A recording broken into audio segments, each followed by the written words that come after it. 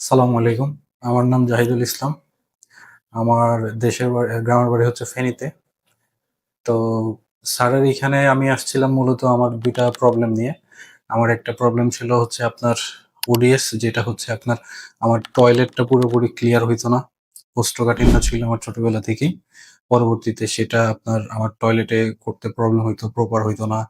আপনার হচ্ছে পেট ফেঁপে থাকতো।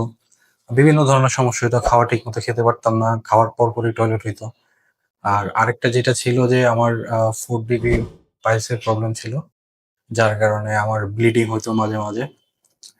তো এগুলা নিয়ে যখন অনেক সাফার করি আমি। সাফার করার পরে বিভিন্ন ধরনের ডাক্তারের মাধ্যমে ওষুধ খাই। ওষুধ খাওয়ার পরেও আমি আসলে কোনরকম সমাধান পাচ্ছিলাম না। পরবর্তীতে হচ্ছে আমার বড় ভাই, উনি আ পিস্টুলার প্রবলেমের কারণে উনিও এই একটা প্রবলেমের কারণে বিভিন্নভাবে সাফার করতেছিলেন। উনি একজন প্রবাসী। তো প্রবাসে থাকা অবস্থায় উনি আসলে আমাদের ঢাকাতেও এই সেক্টরের ২-১ জন চিকিৎসক আছে। তো উনাদের কাছে দেখানোর পরেও পরবর্তীতে উনি বিভিন্নভাবে খোঁজখবর নেন। তো উনাকে বলা হয় যে সার্জারি করার ব্যাপারে। তো এখন সার্জারির ব্যাপারে দেখা যাচ্ছে যে এখানে কাটাকাটির ব্যাপার আছে বা বিভিন্নভাবে উনি খোঁজখবর নিয়ে জানতে পারেন যে এগুলার আসলে অনেক লেন্দি প্রসেস। তো সেক্ষেত্রে উনি উনার ডিসিশনটা টার্ন করেন। টার্ন করে উনি আ YouTube এ ইরফান স্যারের হচ্ছে একটা ভিডিও দেখতে পান। তো ভিডিও দেখার সূত্র অনুযায়ী উনি স্যারের সাথে দেখা করেন। দেখা করার পরে স্যারের হচ্ছে মাধ্যমে উনি সার্জারিটা করেন। প্রায় হচ্ছে ১.৫ বছর আগে। পরবর্তীতে উনি আলহামদুলিল্লাহ সুস্থ হয়ে যান। তো উনার সুস্থ হওয়ার পরে উনি আমাকে সাজেস্ট করেন যে স্যারের এখানে গিয়ে কথা বলতে, খোঁজখবর নিতে। যদি ভালো লাগে তাইলে এখানে আমি অপারেশনটা করতে পারি।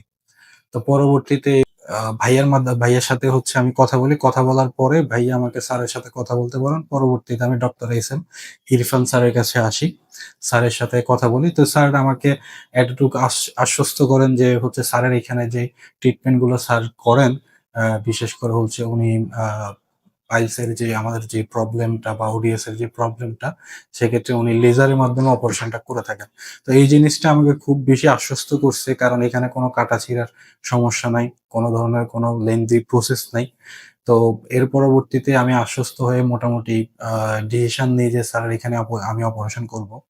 আরেকটা জিনিস হচ্ছে আমি আরো ২-১ টা জায়গায় খোঁজখবর নিয়েছি। তো সেখানে হচ্ছে আপনার অপারেশনের দেখা যাচ্ছে আমরা মধ্যবিত্ত ফ্যামিলি, আমাদের কস্টিং টা একটা বড় ধরনের ফ্যাক্ট। তো সেক্ষেত্রে অন্যান্য জায়গা থেকে স্যারের এখানে কস্টিংটাও আমাদের মোটামুটি সাধ্যের মধ্যে ছিল।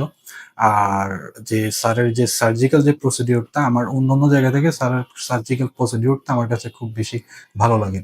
তো এই সব দিক থেকে আশ্বস্ত হয়ে আমি আসলে স্যারের এখানে অপারেশনটা করি। তো করার পরে আমি গত অ ডিসেম্বরের ৮ তারিখ ২০২৫ নাগাদ আমি স্যারের এখানে অপারেশনটা করি। অপারেশন করার পরে প্রায় আজকে ১.৫ মাস হইছে। আলহামদুলিল্লাহ আমি আ আগের থেকে অনেক ভালো আছি। আগে যেমন হচ্ছে আমি নরমালি জীবন চলাফেরা করতাম, জীবনযাপন করতাম। তারপরে আমার পেটটা ফেঁপে থাকা, আ টয়লেট না হওয়া, এই যে সমস্যাগুলো ছিল, ব্লিডিং যাওয়া। তো আলহামদুলিল্লাহ এগুলো সবগুলো থেকেই আমি এখন খুবই ভালো আছি। এগুলোর কোনরকম কোনো প্রবলেম এখন আমি আর ফেস করতেছি না। তো সেক্ষেত্রে আমি এতটুকু বলতে পারি, ইরফান স্যারের আ যথেষ্ট আন্তরিকতা এবং উনার ভালো সার্ভিসের কারণে আমি এতটুকু, আল্লাহর অশেষ রহমত সবকিছু মিলিয়ে আমি এখন আগের থেকে অনেক ভালো আছি। আর আরেকটা জিনিস আমি আপনাদের সবাইকে বলব, আ যেহেতু আমি নিজে আ এটা এক্সপেরিয়েন্স করছি ইরফান স্যারের এখান থেকে। তো আমার উনাদের সার্ভিস থেকে শুরু করে উনাদের প্রসিডিউর সবকিছুই আমার কাছে খুবই ভালো লাগছে।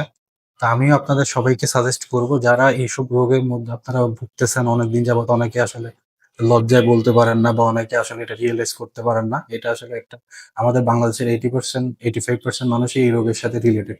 তো সেক্ষেত্রে আমি বলব আপনারা স্যারের সাথে এসে কথা বলতে পারেন। কথা বলে স্যারের সাথে এগুলো নিয়ে ডিসকাস করে আমি আশা করি আপনারা সবাই আমার মতো করে খুব ভালো একটা সার্ভিস পাবেন আর ইনশাআল্লাহ এই রোগের থেকে পরিত্রাণ পাবেন। আসসালামু আলাইকুম।